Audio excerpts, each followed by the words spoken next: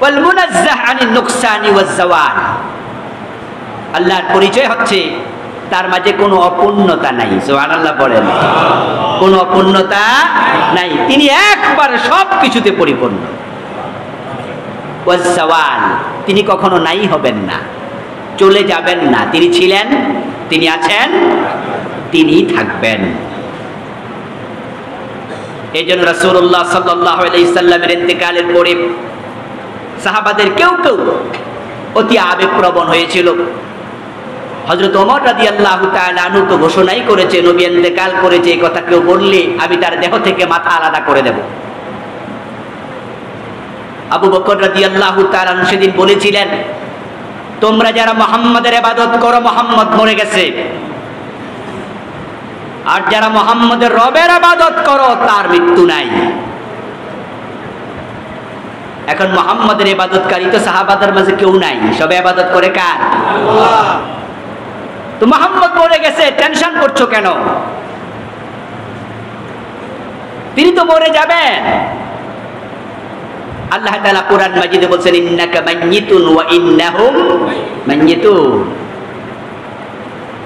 ওয়া মা মুহাম্মাদুন ইল্লা রাসূল قد خلت من قبله الرسل فإن مات أو قتل انقلبتم على أعقابكم। হযরত ওমর হাতে তলোয়ার, আবু বকর সিদ্দিক রাদিয়াল্লাহু তাআলা আনহু কোরআন মাজিদের আয়াত শোনাচ্ছেন। মুহাম্মদ আল্লাহর রাসূল, তিনি মরতে পারেন, শহীদ হতে পারেন। যদি তিনি মরে যান, তিনি শহীদ হন, তোমরা কি আবার পিছনে ফিরে যাবে? হযরত ওমর শান্ত হলেন। আবু বকর বললেন, যারা মুহাম্মাদের ইবাদত করছো তারা অস্থির হয়ে যাও, কারণ মুহাম্মদ চলে গেছে, এখন তোমার কি হবে? আর যারা মুহাম্মাদের রবের ইবাদত করো তারা অস্থির হইও না, কারণ তিনি এখনো আছেন, তিনিই থাকবেন। অস্থির হচ্ছ কেন তোমরা? আল্লাহ তাআলা হচ্ছেন যাবতীয় নোকসানি থেকে পরিপূর্ণ, তিনি পবিত্র, তিনি জাওয়াল থেকে পবিত্র। যারা আমরা মুসলিম, আমরা বিশ্বাস করি আল্লাহু ওয়াহিদুন আহাদ, আল্লাহ এক এবং একক, তিনি সামাদ। আল্লাহ পরিচয় দিচ্ছেন আল্লাহু আহাদ, এরপরে কুল হুয়াল্লাহু আহাদ, আল্লাহুস সামাদ। বলুন আল্লাহ এক, তিনি একক। আহাদ, ওয়াহিদ, দুটা শব্দ আল্লাহর নামে ব্যবহার হয়েছে। ওয়াহিদ বললে ওয়াহিদের পরে সানি থাকে, তো আল্লাহর পরে কোনো সানি নাই, দ্বিতীয় কেউ নাই, তিনি এক, তাই তিনি আবার আহাদ, তিনি একক। আল্লাহুস সামাদ, এই শব্দটা আমার কাছে সবচেয়ে প্রিয় শব্দ পুরা কোরআন মাজিদের। পার্সোনালি আমার কাছে এক একজন এক এক সূরাকে ভালোবাসে, শব্দকে ভালোবাসে। এক সাহাবী তো নামাজের এমন কোন নামাজ ছিল না যেখানে তিনি সূরা ইখলাস পড়তেন না। কোনদিন প্রথম রাকাতে অন্য সূরা পড়লে দ্বিতীয় রাকাতে ইখলাস পড়তেন, মানে প্রতি রাকাতে, প্রতি নামাজেই সূরা ইখলাস তেলাওয়াত ছিল। উনি আবার ইমাম ছিলেন, প্রায় ইমামতি করতেন, আলেম সাহাবী কারি। লোকজন রাসূল সাল্লাল্লাহু আলাইহি ওয়াসাল্লামের কাছে অভিযোগ করলো যে আপনার অমুক সাহাবী নামাজের ইমামতি করে, প্রতি নামাজে ইখলাস পড়বে, 114 সূরা আছে, উনি কি আর সূরা চোখে দেখে না? রাসূলুল্লাহ সাল্লাল্লাহু আলাইহি ওয়াসাল্লাম শুনলেন, ডাকলেন, এ মিয়া তুমি প্রতি নামাজে ইখলাস পড়ো, কারণ কি? ও সাহাবী জবাব দেয়, হুজুর এই সূরাটাকে আমি বড্ড ভালোবাসি। রাসূলুল্লাহ শুনে খুশি হয়ে জবাব দিলেন, এই সূরার ভালোবাসাই তোমাকে জান্নাত দিয়ে দেবে। সামাদ শব্দটা পার্সোনালি আমার কাছে খুব প্রিয় শব্দ। সামাদ মানে হচ্ছে এমন এক সত্তা যিনি কারো প্রতি মুখাপেক্ষী হন না। সুবহানাল্লাহ। এটাকে উর্দুতে খোদা বলা হয়। খোদা আমরা যে বলি খোদা শব্দটা, ওটার আরবি শব্দ হলো সামাদ, বাংলা হলো মুখাপেক্ষী। অর্থাৎ যিনি কখনো কারো কাছে কোনো বিষয়ে মুখাপেক্ষী হবে না, বরং সবাই হবে তার মুখাপেক্ষী। আমার কাছে এটা প্রিয় হওয়ার কারণেই আমি এমন এক রব পেয়েছি যেই রব কারো কাছে কোনো কিছু চায় না, শুধু দেন। সুবহানাল্লাহ। তাহলে এমন রব পাওয়ার পরে আমার আর কোনো রবের প্রয়োজন নাই। আমি পেয়েছি সমাদ, লাইসা লাহু মাসিল ওয়ালা সাহিবাতুন ওয়ালা ওয়ালাদুন ওয়ালা ওয়ালিদ। আল্লাহর পরিচয়, তার মতো কিচ্ছু নাই। তিনি শুধু একক নন, লাইসা কামিসলিহি শাই, আল্লাহর মতো কিছুই নাই। ফালা তাদরিবু লিল্লাহিল আমসালা, আল্লাহকে বুঝতে গিয়ে বুঝাতে গিয়ে তোমরা কখনো কোন উদাহরণ পেশ করো না যে আল্লাহ এমন, বরং তিনি তার মতো। তাকে নিয়ে গবেষণা করতে যেও না। কেউ জানতে চায় যে আল্লাহ কেমন, আল্লাহর হাত আছে, আল্লাহ চেহারা আছে, কোরআনে পাওয়া যায় ইনামা তুয়াল্লু ফাসাম্মা ওয়াজহুল্লাহ, যেদিকে তোমরা চেহারা ফিরাবে সেখানে আল্লাহর চেহারা আছে। ইয়াদুল্লাহি ফাওকা আইদিহিম, তাদের হাতের উপর আল্লাহর হাত আছে। ওয়াদাআল্লাহু কাদামাহু আলান নার, আল্লাহ তাআলা জাহান্নামের উপরে তার পা রাখবেন, আল্লাহর পা আছে। এই শব্দগুলো শুনে কেউ কেউ আল্লাহর আকৃতি নির্ধারণ করতে চায় যে আল্লাহ এমন। এইজন্য আল্লাহ বলছে না, লাইসা কামিসলিহি শাই ওয়া লাহু ইয়াদুন লাইসা কালিয়াদি। কোরআনে আছে তার হাতের কথা, কিন্তু তার হাত মানে তোমরা মনে করো না যে এরকম। ফালা তাদরিবু লিল্লাহিল আমসাল, আল্লাহর মতো কিছু নেই। এরকম হাত আছে, পা আছে, আল্লাহ তাআলার চেহারা আছে। এই কথাগুলো শুনে আমাদের দেশের এক পীর সাহেব তো আল্লাহর স্বপ্ন দেখে বসে আছে। বলছে আল্লাহকে তিনি স্বপ্ন দেখছেন ময়লা স্তূপের পাশে উলঙ্গ হয়ে আছে, নাউজুবিল্লাহ। তারপরে তিনি সেখানে হাত পাকা দিয়ে বাতাস করছে, কাপড় পরাইয়া দিছে। ইসলামের পুনর্জীবন দানকারী পীর সাহেব হয়ে গেছে। মতিঝিলে বড় দরবার খুলে বসেছিল, যাক চলে গেছে। এই ভণ্ডরা তারা বুঝতে ব্যর্থ হয়েছে। ওমা কাদারুল্লাহ হাক্কা কাদরিহি, আল্লাহকে কোনো মাখলুকের সাথে তাসবিহ দেয়া যাবে না। আল্লাহ তাআলা বলেন আল্লাহু নূরুস সামাওয়াতি ওয়াল আরদ মাসালু নূরিহি কামিশকাত। সূরা নূরের মাঝে আল্লাহ বলেন আল্লাহ আকাশ জমিনের নূর। নূর শব্দের অর্থ কি? কথা বলতে হবে তো ভাইরা, নূর অর্থ কি? তো আলো কি খালেক না মাখলুক? আলো কি খালেক, অর্থ কি? সৃষ্টিকারী কে? তো আলো কি সৃষ্টিকারী নাকি মাখলুক সৃষ্ট? তো আল্লাহ মাখলুক হয় কেমনে? লাইসা কামিসলিহি শাই, আল্লাহর মতো কিছু নেই। তো আল্লাহকে আলো বললে তো মুসিবত, আলো তো একটা মাখলুক। এই জন্য সব মুফাসসির একমত, আই মুনাব্বিরুস সামাওয়াতি ওয়াল আরদ, আল্লাহ নিজে আলো নন, আল্লাহ নূর নন, আলো একটা মাখলুকের নাম। লাইসা কামিসলিহি শাই, আল্লাহর মতো কোনো মাখলুক নেই, কোনো মাখলুক আল্লাহর মতো নয়, আল্লাহ মাখলুকের মতো নয়, আল্লাহ আল্লাহর মতো। তাই তিনি আলোর স্রষ্টা, মুনাব্বির। আল্লাহ আলো বানিয়েছে।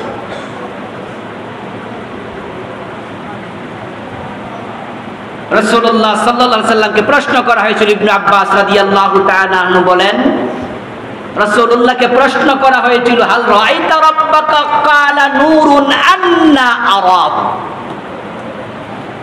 হে রাসূল আপনি কি আল্লাহকে দেখেছেন? হাল রাআইতা রাব্বাকা, আপনি কি আপনার রবকে দেখেছেন? আল্লাহর হাবিবকে প্রশ্ন করার পরে রাসূলুল্লাহ সাল্লাল্লাহু আলাইহি সাল্লাম জবাব দেন নূরুন আন্না আরাহু, নূর আমি দেখব কিভাবে? কেউ কেউ বলতেছেন আল্লাহকে এখানে নূর বলা হয়েছে, আল্লাহকে নূর বললে তো মাখলুকের সাথে তাসবিহ হয়ে যাবে।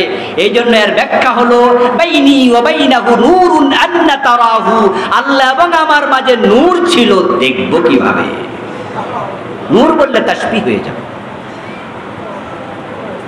এই জন্য লাইসা কামিসলিহি শাই, আল্লাহর মতো কিচ্ছু নাই। তো নূর কি কিছু না? কিছু মানে মাখলুক, শাই মানে মাখলুক। এই জন্য আল্লাহকে বুঝাতে গিয়ে আল্লাহ এমন এই জাতীয় চিন্তাও মাথায় রাখা যাবে না। আল্লাহ কেমন তা নিয়ে গবেষণা করাই দরকার নাই। লা তাফাক্কারু ফিল্লাহ তাফাক্কারু ফি যাতিল্লাহ। এই জন্য মনীষীদের বক্তব্য এটা, উলামায়ে আসলাফের বক্তব্য, আল্লাহর মাখলুক নিয়ে গবেষণা করো, আল্লাহকে নিয়ে নয়। প্রত্যেকটা মানুষের মেধার একটা নির্ধারিত সীমা আছে, যার পরে গেলে তার মেধা আর কুলাবে না। তুমি মাখলুক নিয়ে গবেষণা করার মেধা তোমাকে দেয়া হয়েছে, খালেককে নিয়ে গবেষণার মেধা দেয়া হয়নি। ওয়ামা উতীতুম মিনাল ইলমি ইল্লা কালিলা। তুমি যে খালেক নিয়ে গবেষণা করবা, তোমাকে ইলম দেয়া হয়েছে তো সামান্য, ওটা পারবা কেমনে? আমরা যখন ক্যালকুলেটর নিয়ে বসি হিসাব করতে করতে এক পর্যায়ে দেখবেন যে ক্যালকুলেটরও বলে আউট অফ কভারেজ। এরপরে সংখ্যা ধারণ করার ক্ষমতা আমার আর নাই। আমরা যখন দুর্গম অঞ্চলে যাই তখন আপনার মোবাইল আপনাকে সিগন্যাল দেয় এখানে আর নেটওয়ার্ক নাই, সীমা আছে। আমাদেরকে আল্লাহ যে মেধা দিয়েছেন এটারও একটা সীমা আছে। তাই জাতুল্লাহ নিয়ে আলোচনা নয়, আল্লাহর জাত নিয়ে গবেষণা নয়, গবেষণা তার মাখলুক নিয়ে। লাইসা লাহু মাসিল, তার কোনো মাসিল নাই, সমকক্ষ কেউ নাই। ওয়ালাম ইয়াকুল লাহু কুফুয়া, এটাকে মাসিল বলে, কুফু নাই। আল্লাহর পরিচয় সম্পর্কে অজ্ঞতার কারণে কিছু মানুষ বিভিন্ন মাখলুককে আল্লাহর সমপর্যায়ে নিয়ে দাঁড় করায়, বলেন নাউযুবিল্লাহ। যেমন শিবকে যারা খোদা বলছে, ভগবান বলছে, শিবের শক্তি আছে। দুর্গাকে তারা ভগবান বলছে, তারা মনে করছে দুর্গার শক্তি আছে। এইভাবে তারা একজন এক এক চিন্তা থেকে আল্লাহর পাশাপাশি নিয়ে বসায়া দেয়। খ্রিস্টানরা হযরত ঈসা নবীকে বসাইছে, ইহুদিরা হযরত ওজাইরকে বসাইছে। কেউ আল্লাহর ছেলে বানাইছে, কেউ আল্লাহর কন্যা বানাইছে ফেরেশতাদেরকে, কেউ হযরত মারিয়াম আলাইহিস সালামকে আল্লাহর বউ বানাইছে, কেউ সরাসরি আল্লাহ বানাইছে। নবী মুহাম্মদ সাল্লাল্লাহু আলাইহি সাল্লামের উম্মতের মাঝে একদল অতি আবেগী উম্মত যারা নবী মুহাম্মদকে আল্লাহর পাশে বসিয়ে দিয়েছে। নাউযুবিল্লাহ। মুহাম্মদ খোদা নেহি মগর খোদা সে জুদা বিনি। তারা বলছে মুহাম্মদ খোদা নয়, তবে খোদার সে আলাদা নয়। কেউ কাক বাড়িয়ে বলতে চায় তিনি খোদা, তিনি খোদা। शरीयत का दौर से अगर ना मैं यूं कहता मोहम्मद नबी खुद खुदा बन कर आया। नाउजुबिल्लाह। পড়ে কি কবিতা বানাইছে, নাউজুবিল্লাহ। শরীয়তের বাইন্ডিং যদি না থাকতো, আমি সীমা রেখাকে ভয় না পেতাম, আমি বলে দিতাম মোহাম্মদ নবী খোদা হইয়া আসছে। তাই অতি আবেগে বলে, আহমদের মিমের পর্দা তুলে দে রে মন, দেখবি সেটায় বসত করে আহাদ নিরঞ্জন। আহমদ লিখতে হামজাহা মিম ডাল, মিম তুলে দাও, আহমদ আহাদ হয়ে যাবে। আকাশে যিনি আহাদ, জমিনে তিনি আহমদ। তিনি মানুষের পর্দা ধরে আসছে, তিনি আসলে মানুষ না, তিনি আহাদ, তিনি আহমদ। মানুষের রূপ ধরিয়ে নবী এলেন ভবেতে, কুল্লু আলম লুটে পড়ে তাহার চরণ তলেতে। আল্লাহর পরিচয় সম্পর্কে তারা বেখবর, তাই তারা আল্লাহর কুফু নির্ধারণ করছে, সমকক্ষ বানাচ্ছে। রাসূলুল্লাহ সাল্লাল্লাহু আলাইহি ওয়াসাল্লামের জন্য বলছেন, লা তুতুরুনি কামা তুরাতিন নাসারা ইবনে মারইয়াম ইন্নী আব্দুল্লাহ ওয়া রাসূলুহু। হে আমার উম্মতেরা, আমার ভালোবাসায়, আমার প্রশংসায় সীমা লঙ্ঘন করো না। যেমন ঈসা নবীর উম্মত ঈসা নবীকে নিয়ে সীমা লঙ্ঘন করতে করতে করতে করতে আব্দুল্লাহর জায়গা থেকে তারে আল্লাহর ইবনুল্লাহ নিয়ে গেছে। ঈসা নবী কি আব্দুল্লাহ না ইবনুল্লাহ?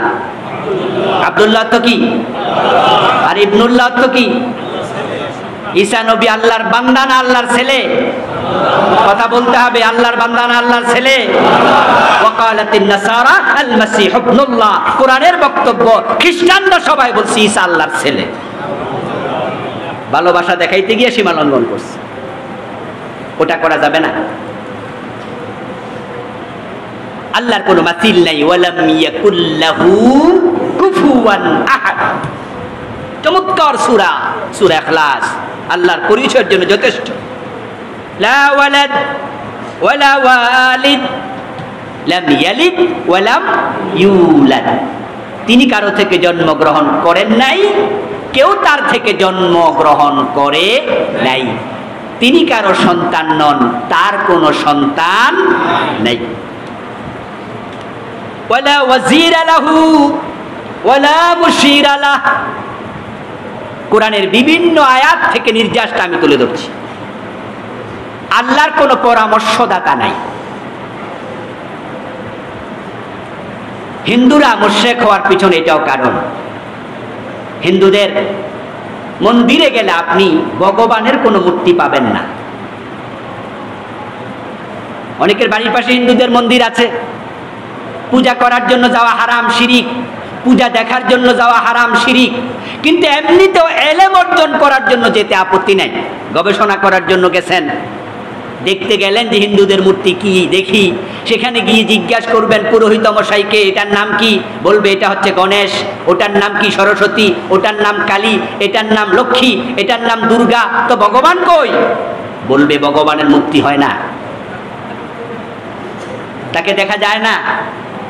তাহলে হিন্দুরাও জানে আল্লাহর মূর্তি বানানো যায় না, এর মানে লাইসা কামিসলিহি শাই, বানাবো কেমনে, তার মতো তো কিচ্ছু নাই। সুবহানাল্লাহ পড়ে ওরাও বুঝে, কিন্তু ঝামেলা পাকাই দিছে এক জায়গায়, সেটা হচ্ছে আল্লাহর ওজির বানাইছে। ওজির শব্দের বাংলা অর্থ কি? হ্যাঁ মাশাআল্লাহ, বুঝেন তো, মন্ত্রী, উজির। মন্ত্রী বানাইছে। প্রধানমন্ত্রী একা দেশ চালাইতে পারে না, অসম্ভব। এই জন্য তিনি তার সহযোগী রাখে, শিক্ষামন্ত্রী, তথ্যমন্ত্রী, স্বরাষ্ট্রমন্ত্রী, পররাষ্ট্রমন্ত্রী, এক একজনকে এক এক সাইড দিছে। উনি হচ্ছে সেতু মন্ত্রী, উনি সেতু বিভাগ দেখে। প্রধানমন্ত্রী বসলে তাদের থেকে হিসাব কিতাব নেয় যে চলছে তো ঠিকঠাক মতো। আল্লাহ একা এত কিছু কেমনে চালাবে? তাই লক্ষ্মীর আল্লাহ তাআলা শিক্ষামন্ত্রী বানাইছে। নাউজুবিল্লাহ। না, ভাগ্যমন্ত্রী। সরস্বতীর বানাইছে শিক্ষামন্ত্রী। এই জন্য হিন্দুরা যখন পরীক্ষা দিতে যায় তখন কার পূজা করে? ওই দিন ভগবানের পূজা করে না, ওই দিন করে সরস্বতী, কারণ সবটা হেরাতে আছে। যখন মেয়ের বিয়ে হয় না তখন কার পূজা করে? শিবের পূজা করে। এই দায়িত্ব নাকি হেরে দিছে আল্লাহ।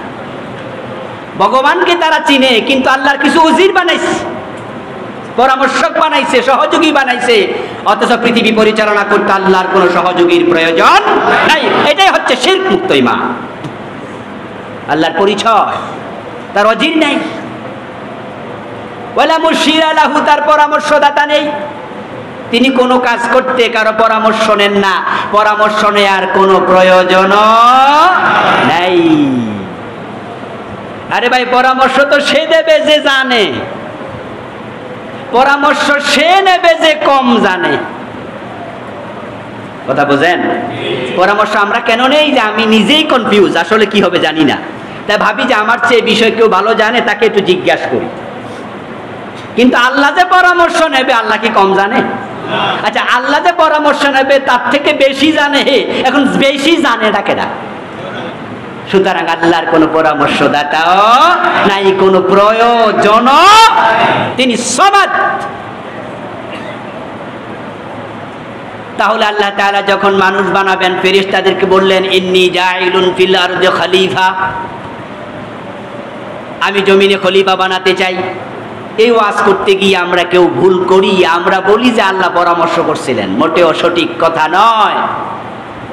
এটা আল্লাহর জাত সম্পর্কে না জানার কারণে ভ্রান্ত বক্তব্য। আল্লাহ পরামর্শ করেন নাই। শব্দের দিকে তাকান, তাকাইলে বুঝবেন এটা আল্লাহর ঘোষণা ছিল। হে ফেরেশতারা, ইন্নী, নিশ্চয়ই আমি, জাইলুন, বানাবো, ফিল আরদি, জমিনে, খলিফা, খলিফা, নিশ্চয়ই আমি জমিনে খলিফা বানাবো। পরামর্শ চাইলেন না ঘোষণা দিলেন? কিন্তু ভুল করে কয় ফেরেশতাদের সাথে আল্লাহ একটু পরামর্শ করছিল, ফেরেশতারা তখন পরামর্শে দিছে, আল্লাহ বানায়েন না। ব্যাপারটা তা নয়। লা ওয়াজিরা লাহু ওয়ালা মুশিরা লাহু। আল্লাহ এমন সমাদ, তিনি কোনো কাজ করবেন দুনিয়ার কোনো মাখলুকের পরামর্শের কোনো প্রয়োজন। আচ্ছা, ফেরেশতারা যে বলছিল আপনি এমন মাখলুক কেন বানাবেন যারা মারামারি করবে, রক্তপাত করবে, আমরাই তো যথেষ্ট। এবার বলুন তো, ইবনু আদম আমরা যারা আছি আমরা সবাই কি রক্তপাত করি? যারা চুপ করে আছেন তারা মনে করেন, তাহলে কথা বলেন, আমরা কি সবাই রক্তপাত করি? সবাই হানাহানি করি? তাহলে ফেরেশতাদের কথা কি সঠিক ছিল? মোটেও নয়। তো যাদের পরামর্শের মাঝে ভুল প্রমাণ হয়ে গেছে তার পরামর্শ আল্লাহ নেবেন কেন? এই জন্য সেটা পরামর্শের কোনো মাজলিস ছিল না। লা নিদ্দা লাহু ওয়ালা দিদ্দা লাহ, তার কোনো শরীক নাই। দুনিয়ায় কাউকে আল্লাহ তাআলার সাথে শরীক করবেন এমন যোগ্যতম কোনো মাখলুকই নেই। আরে শরীক তো সে হবে যে ব্যক্তি তার সাথে কুফু হবে, মোটামুটি মিলবে। আপনি কেমনে আল্লাহ দাঁড় করাবেন? কাকে দাঁড় করাবেন? কি যোগ্যতা কার আছে? পৃথিবীতে মানুষ হচ্ছে সবচেয়ে বেশি যোগ্য প্রাণী, বুদ্ধিমান প্রাণী। জিন, ফেরেশতা, মানুষ, এই তিন প্রজাতি জাবিউল উকুল, আর সব মাখলুক গায়রে জাবিউল উকুল। তার মাঝে জিনের এখতিয়ার আছে, তবে তারা অধিকাংশই ভ্রষ্ট, খারাপ মানসিকতার প্রমাণ হয়ে গেছে। তাদেরকে আল্লাহ তাই ধ্বংস করে মানুষ বানাইছে। ফেরেশতাদের ভালো মন্দ বিচারের ক্ষমতাই নাই, তারা শুধুই ভালোটাই বোঝে। কোন ফেরেশতা মন্দ কাজ করতে চাইলেও করতে পারবে না, কারণ মন্দ করার ক্ষমতাটাই ফেরেশতার নাই। তাহলে তারা বুঝলেও লাভ কি? খারাপই তো বোঝে না। যে ব্যক্তি ঘোষ খায় না, এই কথা শুনেই আপনি সে ভালো মানুষ, এ সার্টিফিকেট দিবেন না। আপনি আগে জিজ্ঞাসা করেন তোমারে কেউ ঘোষ দিছেনি? যদি বলে যে আমি ঘোষ খাই না, কেন খাও না? কেউ ঘোষ দিছে? কয় না, আমি তো প্রাইমারি স্কুলের টিচার, আমার ঘোষ দিব কেন?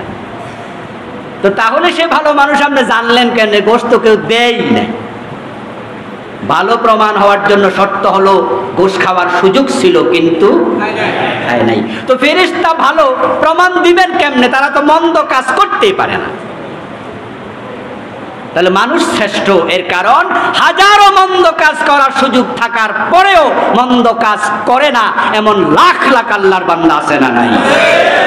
আলহামদুলিল্লাহ। এই জন্য মানুষ সেরা।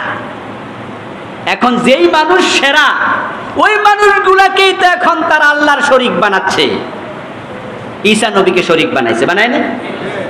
ঈসার মাকে বানাইছে, ওজাইরকে বানাইছে। আর হিন্দুরা যারে বানাচ্ছে অধিকাংশই মানুষ তাদের দেবতা, ওই মানুষগুলোর নামে পরে মূর্তি বানাইছে। এখন এই মানুষ যাকে তুমি আল্লাহর সমকক্ষ বানাচ্ছ, তার উদ্বোধন শুরু কি দিয়া হয়েছে? মিম্মা ইম্মাহিন, এক ফোঁটা পানি থেকে, যে পানি নাকের কাছে নিলে দুর্গন্ধ, ফেলে দেয়া লাগে। আর তুমি কিনা তাকে আল্লাহর সামনে যত্ন নিচ্ছ। এই জন্য ইন্না শিরকা লা যুলমুন আযীম। তুমি আল্লাহর পাশাপাশি বসাচ্ছ, তুমি কত নাদান। তোমার এই কাজটা আল্লাহর কাছে সবচেয়ে ঘৃণিত। এই জন্য আল্লাহর পরিচয় যারা জানে তারা কখনোই শিরিক করতে পারে না। হুয়াল জাব্বারুল কাহ্হারুল আযীজুল গফফার রব্বুস সামাওয়াতি ওয়াল আরদি ওয়া রাব্বুল মালাকুতি ওয়াল জাবারুত। আল্লাহ নিজের পরিচয়গুলো দিয়েছেন কোরআনে, যে আমি কোন আল্লাহ। লাহু মা ফিস সামাওয়াতি ওয়া মা ফিল আরদ, সব আমার, সব কিছু আমার। আকাশ জমিনে যা আছে সব আমার মালিকানা, আমি সবার রব। আমি রব্বুস সামাওয়াত ওয়া রব্বুল আরশ, রব্বুল মালাকুত, রব্বুল জাবারুত, আল্লাযী লা মানিআ লাহু ফি হুকমি। আমি আমার মূল খুতবাতে এই কথাগুলো বলি, এগুলো আল্লাহর পরিচয় শুরুতে আমি বলি। আল্লাযী লা মানিআ লাহু ফি হুকমি, আমি এমন এক রব, যখন কোন বিষয়ে আমি সিদ্ধান্ত দেই, ওই সিদ্ধান্তের সামনে দাঁড়াইয়া কথা বলবে এই ক্ষমতা কারো। আল্লাহর এই ক্ষমতার উপর যদি বিশ্বাস থাকে তাহলে তো আমরা ঈমান বিক্রি করতে পারি না। আল্লাহর ক্ষমতার উপর বিশ্বাস যদি এইভাবে থাকে, তার সিদ্ধান্তের বাস্তবায়ন হয়, এর সামনে কেউ দাঁড়াতে পারবে না। তাহলে নমরুদের আগুন তো ইব্রাহিমকে ভয় দেখাতে পারেনি। এর কারণ তো এটাই, তিনি জানতেন আমার রব যদি আমাকে বাঁচায়, আগুন কিছু করবে ক্ষমতা আগুনের লা মানিআ লাহু ফি হুকমি। আল্লাহ বলবেন কুল্লা ইয়া নারু কুনি বারদা ওয়া সালাম। আমি বলেছি ও আগুন তুমি ঠান্ডা হও, তুমি নাতিশীতোষ্ণ হও, তুমি শান্তিদায়ক হও, আমার ইব্রাহিম আসছে, হয়ে গেছে। ইন্নামা ইয়াকুলু লাহু কুন ফায়াকুন, ইন্নামা আমরুহু ইযা আরাদা শাইআ আন ইয়াকুলা লাহু কুন। তিনি এমন এক ক্ষমতাধর আল্লাহ যার সিদ্ধান্তের সামনে কেউ দাঁড়াতে পারবে না। তিনি বলবেন হও, ফায়াকুন, হতে দেরি। ওয়ালা সাইলা লাহু ফি কাদাইহ, আল্লাহর পরিচয়। যখন তিনি কোনো ফয়সালা করেন, কাউকে তিনি ক্ষমা করবেন, কাউকে তিনি ধরবেন, কাউকে রাজা বানাবেন, কাউকে আবার জেলখানার কয়েদি বানাবেন। কেন বানালেন এ প্রশ্ন করার ক্ষমতাও। এজন্যই ওয়াল আমরু ইয়াউমা ইযিন লিল্লাহ, এই আয়াতে কারিমা যখন নাজিল হলো তখন রাসূলুল্লাহ সাল্লাল্লাহু আলাইহি ওয়াসাল্লাম বাড়িতে গেলেন, ফাতেমাকে ডাকলেন, ফাতেমা ইনকিজি নাফসাকি, তোমার নফসকে তুমি বাঁচাও মিনান নার, জাহান্নাম থেকে। আজকে আল্লাহ তাআলা আমাকে বলছে ওয়াল আমরু ইয়াউমা ইযিন লিল্লাহ, সেদিন সিদ্ধান্ত হবে একমাত্র কার? সেদিন কোন নফসের উপকারে আসবে না, কেউ কাউকে কিচ্ছু করতে পারবে না, আল্লাহর সিদ্ধান্তের বাহিরে কিচ্ছু হবে না। কেন এই সিদ্ধান্ত নিলেন এই প্রশ্ন করা চলবে না। আল্লাহ তাআলা নিজের পরিচয় দিয়েছেন কোরআনে। সবচেয়ে চমৎকার পরিচয় সম্বলিত আয়াতে কারিমা হচ্ছে আয়াতুল কুরসি। এটা আমরা মোটামুটি সবাই পারি মুখস্থ। সবার প্রতি আমার বিনীত আরজ থাকবে আয়াতে কারিমার তাফসীর পড়বেন। এখন তো বাংলা তাফসীরের অভাব নাই। কোরআন মাজিদের সবচেয়ে সম্মানী আয়াতের নাম আয়াতুল কুরসি। আল্লাহ তাআলা সেখানে নিজের পরিচয়ের বিভিন্ন দিক বলছেন। লা তাখুযুহু সিনাতুন, আল্লাহর পরিচয় দিচ্ছে আল্লাহ আমি এমন এক সত্তা, আমারে ঘুমেও ধরে না, তন্দ্রাও স্পর্শ করে না। তিনি সর্বদা সজাগ, সর্বদা জাগরিত। মানুষ যখনই তার কাছে চায় তিনি তখনই সাড়া দেন। ইজা সাআলাকা ইবাদি আন্নী ফাইন্নী করিব, আমি খুব কাছে আছি। উজিবু দাওয়াতাদ দাঈ ইজা দাআন, আমাকে ডাকলে আমি সাড়া দেই। রাতের 3টা বাজে, রাতের 2টা বাজে, মানুষ দেখে সব শুনশান নীরবতা। দুনিয়ার মানুষের অফিসের দরজা যত বন্ধ হয়, রাত আসবে অফিসের দরজা বন্ধ হবে। ঠিক দুনিয়ার অবস্থার বিপরীত আকাশের অবস্থা হয়। দুনিয়ার দরজা যত বন্ধ হয়, আকাশের দরজা তত খোলা হয়। দুনিয়ার মানুষ যতটা নিজদেরকে পৃথিবী থেকে গুটিয়ে নেয়, আল্লাহর দরজা আল্লাহ তত খুলে দেন। আকাশ তিনি যখন রাত বেশি হয়, 1/3 পার হওয়ার পরে এক হাদিসে পাওয়া যায় 2/3 পার হয়ে 1/3 আসলে পরে আর এক হাদিসে পাওয়া যায় আল্লাহ তাআলা নিজে দুনিয়ার আকাশে হাজির হয়ে যান। মানুষ ঘুমিয়ে আছে, আল্লাহ তখন ডেকে ডেকে বলেন হাল মিন মুস্তাগফিরিন ফাগফির লাহু, কেউ আছো নাকি ক্ষমা চাইবে, আমি ক্ষমা করতে হাজির। হাল মিন মুবতালিন ফাহুয়া ফি, কে আছো নাকি বিপদে আছো, আমি আসছি, বিপদের কি সমস্যা জানাও, আমি সমাধান করতে এসেছি। হাল মিন মুস্তারজিকিন ফারযুকাহু, কেউ আছো নাকি আমার কাছে রিজিক চাইবে, আমি রিজিক দিতে এসেছি। কিন্তু পরিতাপ, যে মানুষগুলো বেশি গুনাহগার ওই টাইমে তারা ক্ষমা চায় না, তারা আরো বেশি ঘুমে থাকে। মানুষগুলো রিজিকের দরজা আল্লাহ যখন খুলেছেন তখন সেখানে ধর্ণা না দিয়ে মাজারে যায় রিজিক তালাশ করে। তারা যাচ্ছে বিভিন্ন তাজবি বাবার কাছে, পাথর বাবার কাছে, কোন পাথরের আংটি হাতে দিলে পরে রিজিক বেড়ে যাবে, তারা ওখানে যাচ্ছে। রাজ্জাকের কথা তারা ভুলে গেছে। আল্লাহ তাআলা পরিচয় দিচ্ছেন নিজের, ইয়ালামু মা বাইনা আইদিহিম ওয়া মা খালফাহুম। তিনি জানেন আপনার আগে আপনার পরের সবকিছু। ওয়ালা ইউহিতুনা বিশাইইন মিন ইলমিহি ইল্লা বিমা শাআ। আল্লাহর ইলম থেকে, আল্লাহর ব্যাপারে মানুষ কিচ্ছু জানতে পারবে না, আল্লাহ যতটুকু দিয়েছেন শুধু ততটুকু জানেন।